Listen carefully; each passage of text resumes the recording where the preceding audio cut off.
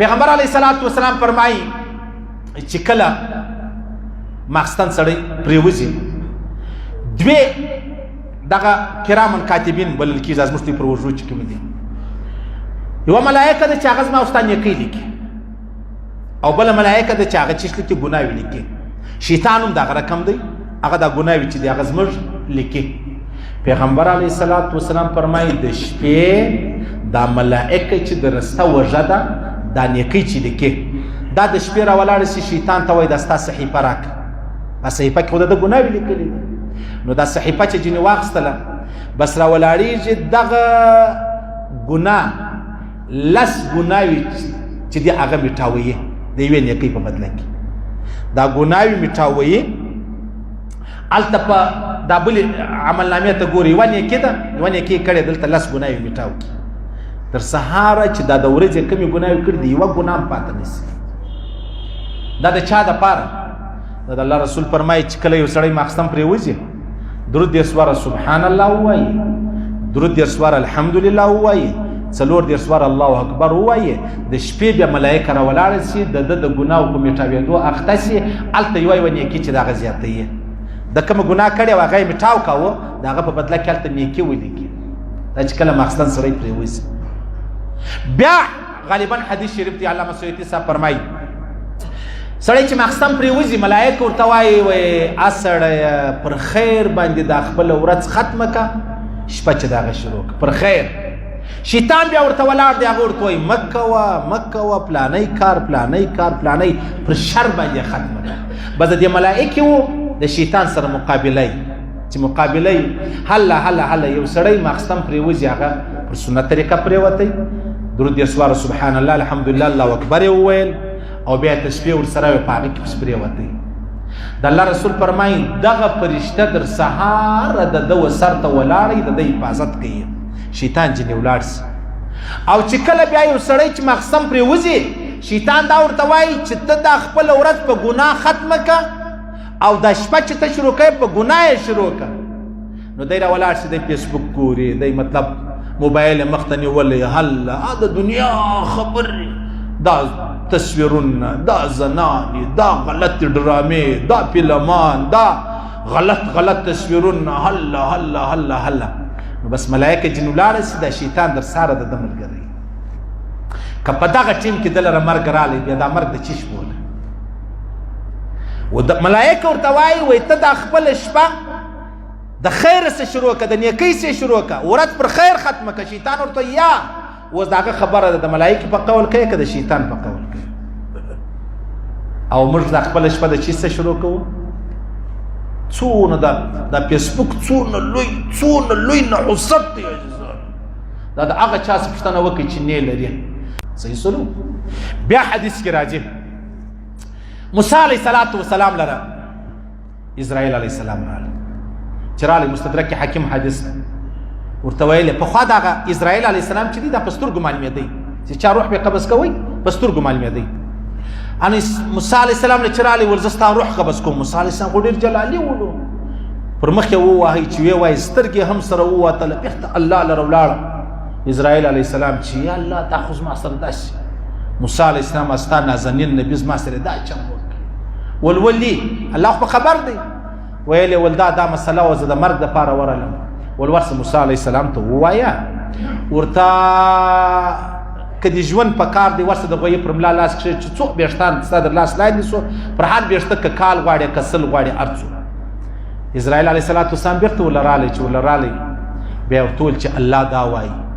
ول نو چې دا زه عمر در وښیم چې پر هر ویښته کال سي یا سل کال بیا اخر بیا چیش کېږي ول اخر هم مرګ دی ول چې اخر مرګ دی پروا نه لري زه تیار یم زما روح چې دی هغه قبض کړه زه تیار یم و دې خبرې او عجبه بله درته کوم علامه بیهقي عجبه خبر را نقل کړې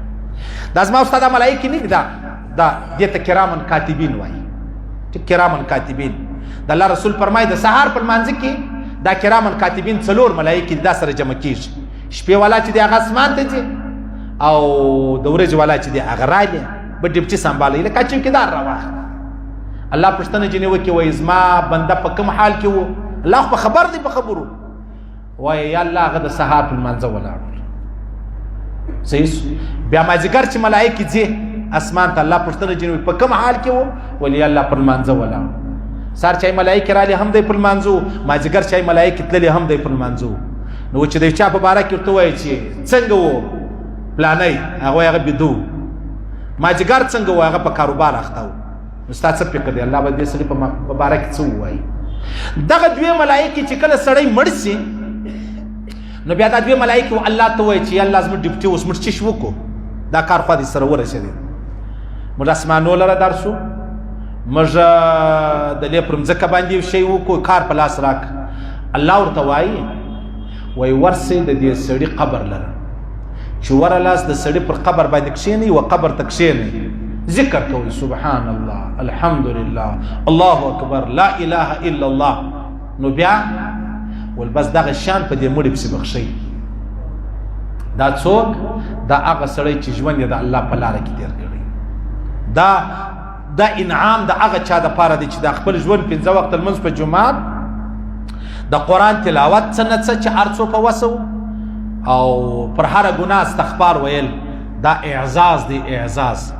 نو ستا څه فکر دی زما او ستا پر قبر باندې هغه ملایکې ناست دي ذکر به کوي که به زه په بل کار پسې دا خو ما او تا ته هم رامعلومېږي زما او ستا ژوند خو د قرآن او د حدیث خلاف دی علماو ته شکنځا کول دعوت والا ته شکنځا کول مجاهدینو ته شکنځا کول اوس به دا یوه خبره بل هم سره واورو عزیزانو په دې وطن کې په هندوستان کې یو سړي د نبوت دعوه وکړله غلام قادیانی صحیح دا عمر ته ټوله په خبره چې یو سړی د نبوت دعوه کولی شي نو د مصنوعي مجاهد دعوه نشي کولی چې د بل چا پیروکار یې په مزدوري یې په کرایه ځان ته بیا د مجاهد له قبر کړی چې نبی پیدا کېدلی شي 2 نمبر مجاهد هم پیدا کېدلی شي صحیح دا خبره زده کړئ ګپه نه ده دا جهاد به نه بدنامه کوو دعوت به هم نه بدنامه کوو چې یو سړی دی وروره ژر یې غټه کړې ده ورور برېتونه یې کشنې کړي دي او د جهان 2 نمبري چې د هغه بیا دی کوي او بیا د سیروزې ټیم راسي د چلې ټیم راسي هغه کې هم دی نه نه نه نه نه ته منافق یې دا بل چې ځان ته مجاهد وایي دا منافق دی صحیح سلو ګپه نه ده تا د دعوت په لاین کې جهان ته دوه کور کړې ده دې د جهاد په لاین کې جهان ته دوه کور کړې ده د انسان در دعوت په مرګ ډېر خوشحاله چې وجنه نو لہذا خبره دادا چې کله یو سړی مرسو دا دوی فرشته و الله ته وایي الله مستلار راوښي مرچش وکړو که ښه سړی و پر قبر در قیامت پورې ناست دی و قبر ته بیا چشکی ذکر و اذکار کوي یا الله دا سړی وبخښي الحمدلله الله اکبر اشته چې ما واست پر قبر د دوی ملائکه کښیني دا به څونه غټ خوش قسمتي صحیح نو که یو سړی پر شراب مرسه زهريله شراب یې خوړل دی مرسو یو سړی چې دی هغه د زنا په حال کې دماکه بل شي وصلو پکې مرسو هغه څه چم پکوي په دې کې څه فکر الله رسول فرمایي چې کله یو سړی شراب څښي کله یو سړی بدکاری کوي دا ایمان جنې پورته چې داسې لکه سایوان د سره ایمان نه ور سره په دا حال کې ایمان مرګ رالی دا بغیر د ایمان ولاړه دا په خو نه ده یار مرشدونه د زناو لارې اسانه کړي دي څونه د الله رسول فرمایي لعنت پر هغه ځواني چې د واده وس لري او د واده نه کوي اشته چې ځوان وس د واده لري د نه کوي پر هغه لعنت نو کوي یو ښځه په کور کې ناسته و دا وایي زه واده نه کوم ټیک د بیماری ده یو عذر لري هغه ځان ته خبره ده چې د غي ځوانان ښځې په کورو کې پر هغه څو لعنتونه وایي او څونه ډېر داسې خلک شته چې په کور کې خور ولور کښېنولې ده 140-150 کاله ته ورسېده دی نه ورکوي د نفس یې نه برداشت دی نو تا چې د بل لور غوښتې ده څنګه دې نفس برداشت کړی پیغمبر صلی خپله لور وعالي ته ورکوله ولته ډېر غیرتمن یې ځکه بیا د زنا ولاره چې دغه خلاصېږي ملګري ما ته اوس ویلې ول مولوي صاحب زموږ په علاقه کې خلک زنانې نه ورکوي چې نه ورکوي به ښځې غورځي نن آی کور غورځېدلی نن آی کور غورځېدلی و دې خبرې ته انتظار یې نو ولې واده نه ورکوي چې الله او د رسول امر ده ولې نه کوي دا زموږ چې نن دا د میډیا تر ټولو لویه منصوبه د زنا ده او د ښځو د ازادۍ تر ټولو لویه منصوبه بل شی نسته ما ستا غم نه دی اخیستی په 5 روپۍ تا ته پیکیج درکوي در بل سبا خبرې کوه صحیح سو دلته یوه ګولۍ درته 269% ګرانه کړله یوه ګولۍ دا موتې خبرې نه دي خور لور دا د بل د کور ټیک دی صحیح ده مرکې ته انتظار، ښه کور ته انتظار. او که تا علیحده کښېنولې وه پر تا هم لعنت دی، چا کومه خور په کور کې ناست پر هغې هم لعنت وي.